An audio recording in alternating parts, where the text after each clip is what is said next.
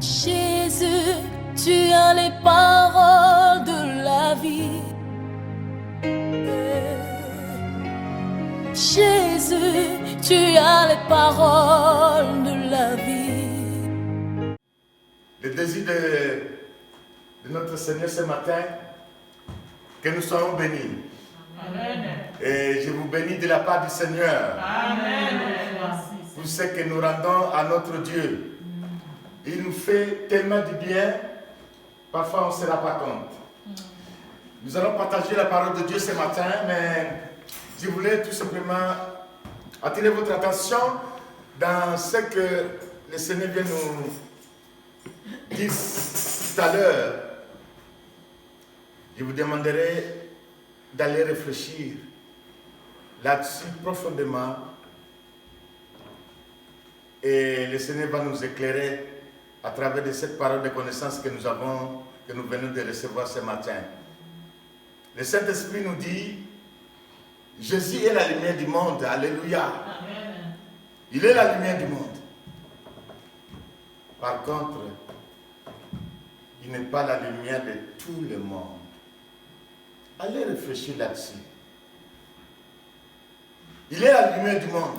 Mais pourquoi il n'est pas la lumière de tout le monde? Mais bien aimé, aujourd'hui, peut-être c'est un culte spécial d'action de grâce, de remerciement au Seigneur par rapport à ce qui se passe, parce que ça continue, ce n'est pas encore fini. Évidemment, ça part vers sa fin. Car Dieu a soufflé un souffle qui est en train de balayer tout ce que l'ennemi a semé. Dieu a soufflé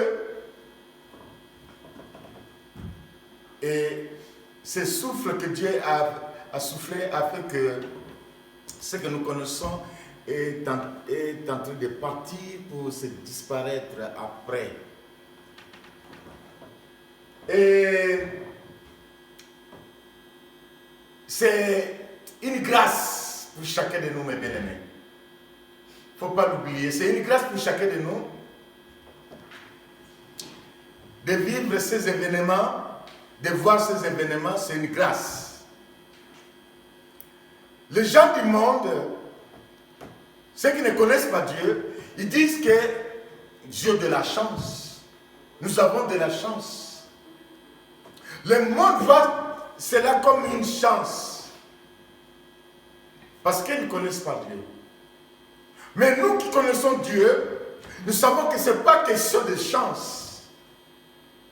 Nous qui connaissons Dieu, nous savons que c'est une question de grâce. Amen. Alléluia. Amen. C'est une grâce. C'est pour cela qu'il a dit, ma grâce te suffit largement. Et nous rendons grâce au Seigneur pour ça. C'est vrai, nous vivons ce temps de la fin. Et cette génération ne passera pas. Nous allons vivre beaucoup de choses qui est déjà en route.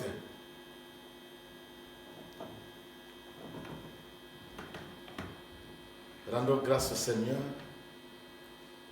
parce que ce n'est pas une chance pour nous, mais c'est une grâce. Mais bien aimé, vous voyez les jours de la Pentecôte que nous commémorons aujourd'hui, les jours de la Pentecôte, il s'est passé quelque chose de très mystérieux ces jours-là. Même les apôtres ne comprenaient pas ce qui leur est arrivé ces jours-là. Mais du fait qu'ils étaient dans l'obéissance de ce que Jésus les avait dit, et cette chose est arrivée. Mais avant que cette chose arrive, retenez ça bien, avant que cette chose arrive, les apôtres étaient dans la chambre haute, ils ne sautaient pas, parce que Jésus leur a dit de rester à Jérusalem, de ne pas bouger.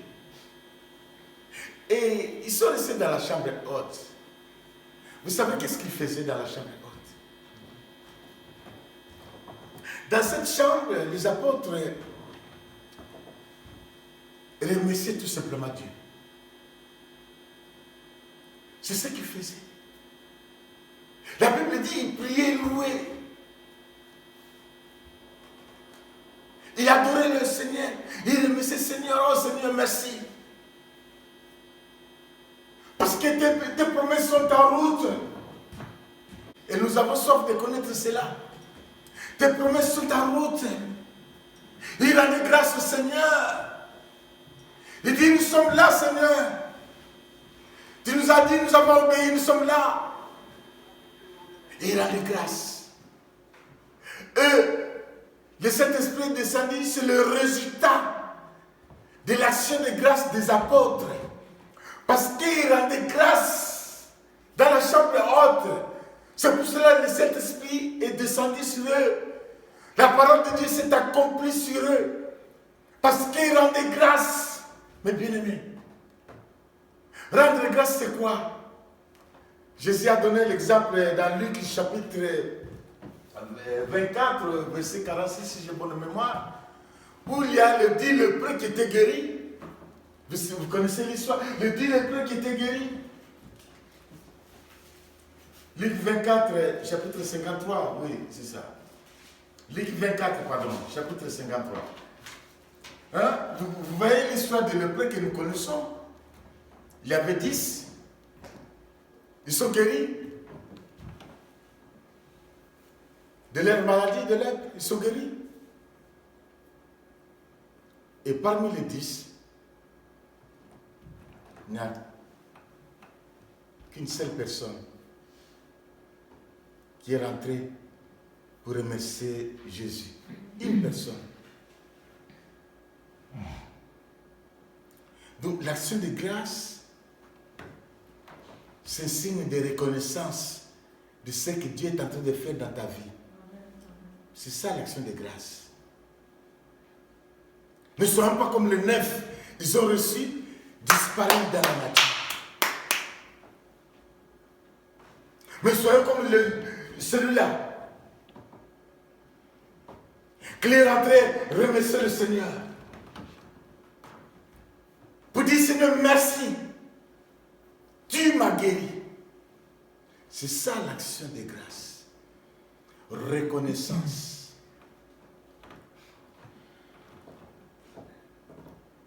Mais en ce moment, nous sommes tellement matérialisés. On a du mal à reconnaître le bienfait du Seigneur. On a du mal. Et le cœur de Dieu est triste. Tout ce que j'ai fait. Vous savez, mes bien-aimés, parfois dans mes prières, parfois je dis, mais Seigneur, pourquoi tu t'es livré, franchement? Pourquoi? Pourquoi tu as donné franchement ta vie? Pourquoi? Parfois dans mes prières, je pose la question, pourquoi vraiment? Tu as donné ta vie. Tu t'es livré. Pourquoi? Et quand je dis ça, je vois ce qui se passe dans ce monde. Mais pourquoi tu as livré? Tu t'es livré à la croix. Pourquoi?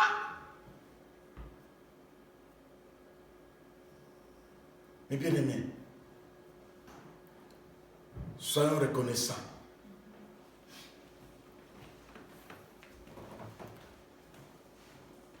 Parfois je dis, malgré c'est trop demandé, mais parfois je dis, Seigneur, je voulais voir la visibilité de ton invisibilité. Moi je veux voir. Que je vois la visibilité de ton invisibilité. C'est profond, mes bien-aimés. Et quand tu as ce désir dans ton cœur, tu vois où tu es, de demander ça. Ton esprit est où? Je veux voir La visibilité de ton invisibilité. Moi, je peux le voir.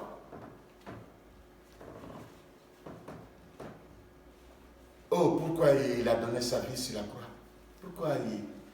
Pourquoi vraiment cette mort-là? Pourquoi? Et l'action de grâce, c'est un signe de reconnaissance. Je voulais vous donner une image. Vous savez, quelqu'un qui te connaissait, mais vous êtes séparés, vous ne voyez pas, et cette personne te cherche. Il veut te rencontrer. Cette personne te connaît. Mais vous êtes séparés de longues années.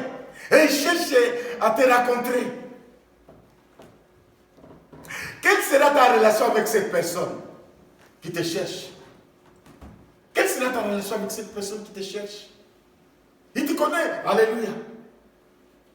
Mais il te cherche pour que vous puissiez vous rencontrer. Quelle sera votre relation avec cette personne?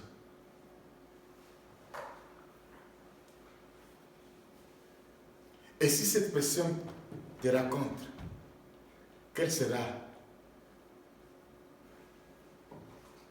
la relation entre les deux au moment de cette rencontre? Et quand la personne cherchait, comment était la relation avec la personne qui te cherchait? Et quand il te rencontre, quelle est la relation que vous avez? Les deux, on te racontera. Mais bien aimé, il y a des enfants de Dieu comme ça, qui continuent encore à chercher Dieu, Jésus. Ils le connaissent, mais ils ne l'ont jamais rencontré. Jamais. Et tu vois cette relation-là, de quelqu'un qui te connaît et qui te cherche. Mais si ce n'est parce qu'en ce moment, il y a le GPS, ça peut nous faciliter la tâche. Mais votre relation avec cette personne, de loin, vous voyez comment elle est, cette relation-là? Vous voyez comment elle est? Et il y a des chrétiens maintenant qui connaissent Jésus, mais qui ne l'ont jamais rencontré. Jamais. Et la relation avec le Seigneur est incroyable. Mais il est chrétien. Il est chrétien. Mais bien aimé, l'appel de Dieu c'est personnel. Dieu t'a appelé toi. Et si tu mets ta foi sur une autre personne, tu ne vas pas progresser dans le Seigneur. Tu ne vas pas progresser. Il n'y aura pas de croissance. Dieu t'a appelé toi. Et c'est à toi de créer cette relation avec celui qui t'a appelé toi. Ne regarde pas les autres. Ne regarde pas la relation des autres. Tu vas marcher avec le Seigneur par rapport aux autres. Et pour ça, Dieu t'a appelé toi avec lui. Mais hélas, nous marchons par rapport aux autres.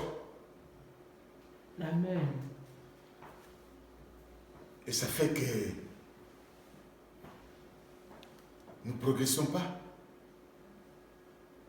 Parce que si l'autre chute, ça y est, toi aussi tu es contaminé. Mais non, mes bien-aimés, Dieu t'a appelé toi en personne. Et c'est toi, ta relation avec Dieu, toi en personne.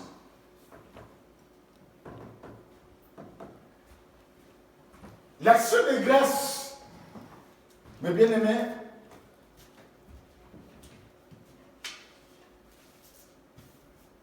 comme j'ai dit tout à l'heure, ils étaient dans la chambre haute et ils priaient pour rendre grâce au Seigneur. Et l'apôtre Paul nous a conseillé, lui qui connaît très bien, parce qu'il était dans le ténèbre, et il est venu à la lumière, l'apôtre Paul. C'est pour cela qu'il a beaucoup parlé dans la Bible. Beaucoup. Beaucoup. Mais il n'était pas avec Jésus. Ceux qui étaient avec Jésus, ils n'ont même pas parlé peu que lui. Lui, il a beaucoup parlé. Parce que c'est par le Saint-Esprit qu'il a révélé beaucoup de choses. Et il nous donne des conseils. Il dit, si nous pouvons le lire, dans 1 Thessaloniciens chapitre 5, verset 18, voilà les conseils de l'apôtre Paul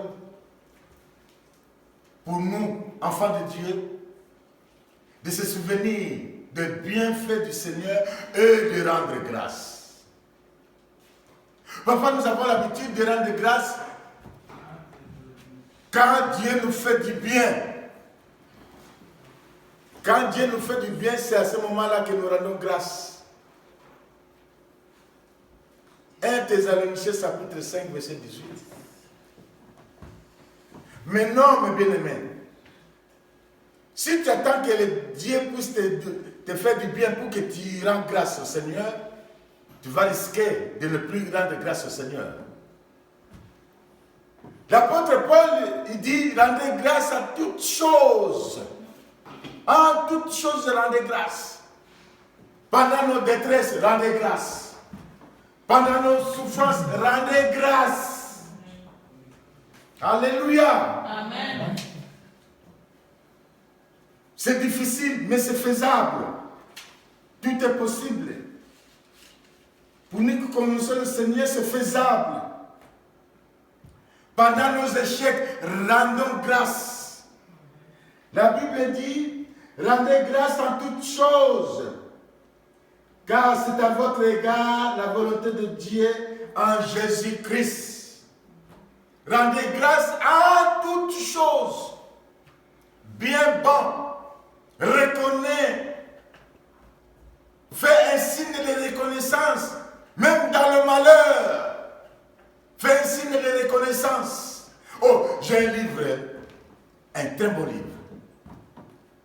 Tu sais, vous savez le titre de ce livre? Le titre, Merci Seigneur pour mes prières que tu n'as pas exaucées. Vous vous rendez compte? Il remercie Seigneur.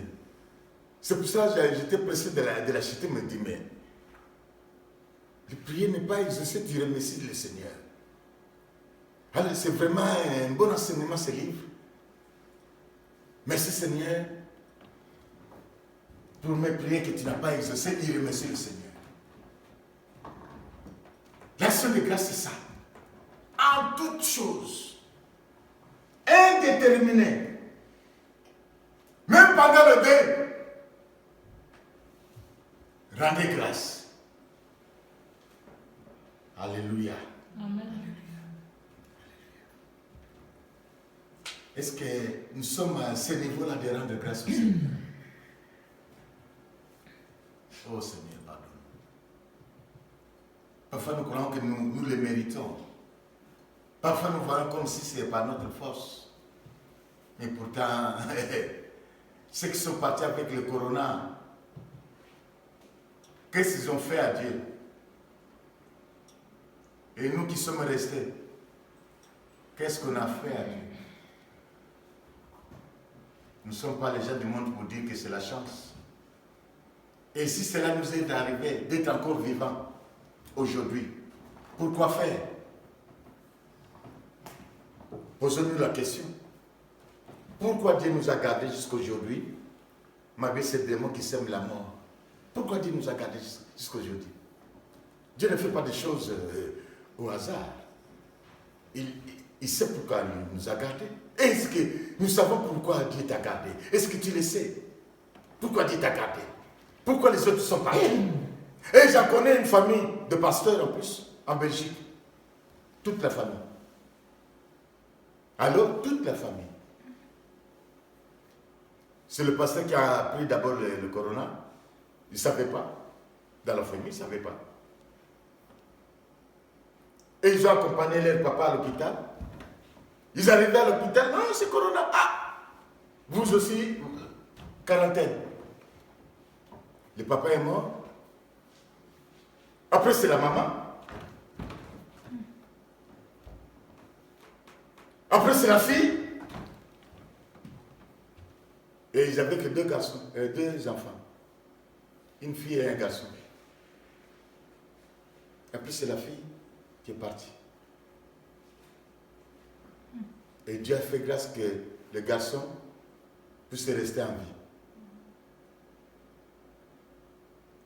Et il a compris après, ce garçon qui est resté en vie. Parce que son papa, il était pasteur. Et puis, pourquoi le garçon, Dieu a fait que le garçon soit en vie? Pourquoi? Il a compris après. Parce qu'il commence à faire comme son papa faisait. Donc, Dieu ne voulait pas que ce que son papa faisait, ça s'arrête au corona. Malgré le corona, mais ce que Dieu a prévu pour toi, pour ta vie, ça va se faire. Amen. Alléluia. Amen. Malgré les difficultés, malgré tout ce qui nous arrive, ça va se faire. Et pose-toi la question ce matin, pourquoi tu es là? Pourquoi les autres sont partis? Et pas toi? L'anticorps? Il y a quelque chose. Nous qui connaissons Dieu, cherchons à le connaître. Pourquoi Dieu t'a gardé jusqu'à présent? Cherchez à connaître cela. Et ça va nous faire grandir. Parce que moi qui vous parle, beaucoup de gens ne savent pas. Moi j'ai eu le corona. Ah oui. J'ai eu le corona. J'étais KO. J'ai eu le corona. KO et KO. Je ne mange plus.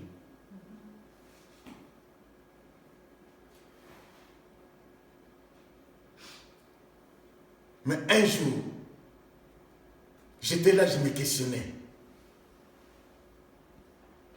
Je me disais, mais Seigneur, je sens comme si je n'ai encore rien fait. De mon appel, je le sens comme si je n'ai rien fait. Donc là, il faut que je parle. Je me disais ça, mais je sens comme si je n'ai encore rien fait. Et c'est là que j'ai entendu une voix qui me disait, non, tu ne mourras pas. Je l'avais partagé à ma femme. Moi, j'ai dit, regarde ce que j'ai reçu, ce que je viens de recevoir. Tu ne mourras pas. Mais j'étais KO avec le corona. Ah oui, si j'étais parti à l'hôpital, je ne sais pas si j'allais... Ah oui, mais j'étais KO. Complètement. Mais j'ai entendu cette voix-là. Parce que je me questionnais. Mais pourquoi? Je sens comme si je n'ai pas encore tout fait de mon appel. Et alors, est-ce que nous nous questionnons pourquoi nous sommes là? Je vous demanderai de rentrer chez vous et de commencer à vous questionner. Pourquoi Dieu t'a gardé? Pourquoi Dieu t'a gardé? Il y a quelque chose. Il faut le découvrir. Mais ça ne peut pas venir comme ça si toi-même tu n'ouvres pas cette fenêtre pour que tu aies la réponse. Alors l'apôtre Paul dit, dans toutes choses, de rendre grâce au Seigneur. Pour terminer, mes bien-aimés, je vais terminer par ce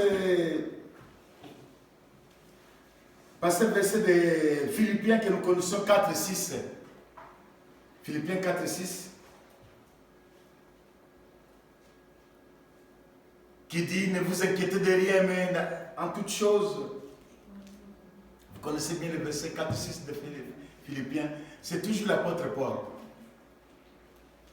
qui nous conseille. Ne vous inquiétez de rien. Même si tu vois que ça y est. Mais rendez seulement grâce. Rendez seulement grâce. Quand tu rends grâce, c'est par là que Dieu vient à ton secours. Parce que rendre grâce, c'est une reconnaissance de la supériorité de Dieu sur ta vie. Tu le reconnais et il va se manifester. Mais si tu ne le reconnais pas, moi c'était une façon de rendre grâce. Parce qu'il y a plusieurs façons de rendre grâce. Quand je me questionnais, mais comment Seigneur, je sens que je n'ai pas encore fait ce que j'avais à faire pour mon appel. C'est une façon de rendre grâce. Mais alors, Seigneur, c'est pas là que j'ai reçu la réponse qui m'a fortifié.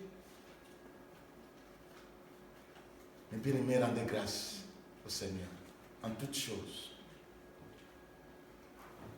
Philippiens 4, 6. Nous allons clôturer par là. Et prenez le temps. Prenez le temps de réfléchir.